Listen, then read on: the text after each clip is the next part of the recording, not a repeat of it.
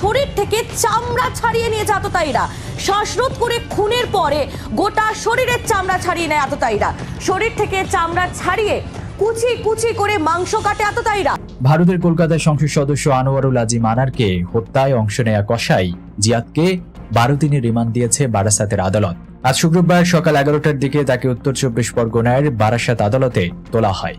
আনন্দবাজার এবং এনডিটিভি জানিয়েছে, সিআইডির জিজ্ঞাসাবাদে জাহিদ বলেছেন, প্রথমে আনারকে শ্বাসরুদ্ধ করে খুন করা হয়, তারপর তার দেহ কাটা হয় টুকরো টুকরো করে, হাড় এবং মাংস আলাদা করা হয়, চামড়া ছাড়িয়ে তাতে হলুদ মাখান অভিযুক্তরা, যাতে বাইরে কেউ জিজ্ঞাসা করলে বলা যায় রান্না করার জন্য মাংস নিয়ে যাচ্ছে তারা।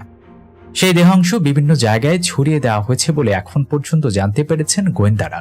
পশ্চিমবঙ্গের সিআইডির সূত্রের বরাতে আনন্দবাজার জানিয়েছে, বৃহস্পতিবার গ্রেফতারের পর জিয়াদকে ভাঙড়ের একটি জায়গায় নিয়ে যাওয়া হয়েছিল।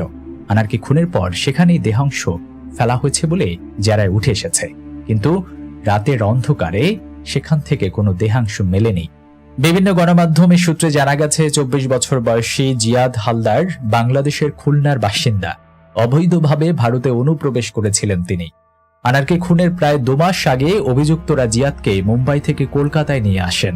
জিয়াদ জানিয়েছেন, অভিযুক্ত আখতারুজ্জামানের নির্দেশেই জিয়াদ সব কাজ করেছিলেন। জিয়াদ ছাড়াও আরো 4 জন বাংলাদেশি নাগরিক এই কাজে তাকে সহায়তা করেছিলেন।